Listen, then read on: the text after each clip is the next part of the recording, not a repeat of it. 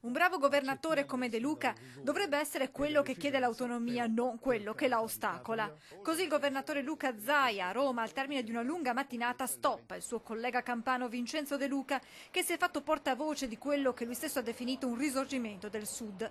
Alla vigilia del Consiglio dei Ministri, che vedrà all'ordine del giorno proprio la bozza dell'intesa, l'autonomia sembra spaventare sempre più, scatenando una dura reazione delle regioni meridionali contro il Nord.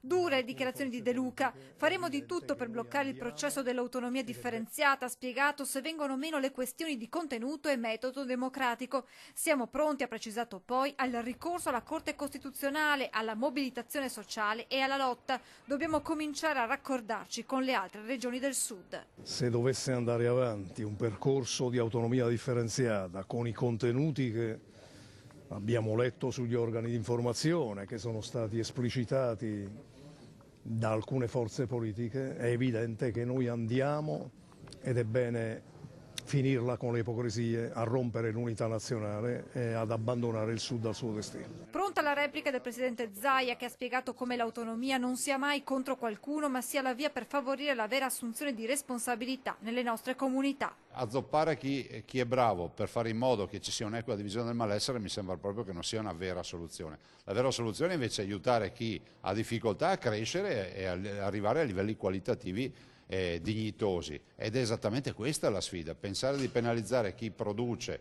perché qualcun altro non ce la fa, direi proprio di no, ma nessuno vuole abbandonare alcuno in giro per l'Italia. Ma non c'è solo la regione Campania. Il Consiglio Comunale di Napoli terrà infatti una seduta straordinaria venerdì 15 febbraio alle 16 per affrontare la questione dell'autonomia, mentre domani, come annunciato nei giorni scorsi in piazza Montecitorio, il sindaco De Magistris ed esponenti della giunta organizzeranno una conferenza stampa per dire no all'intesa.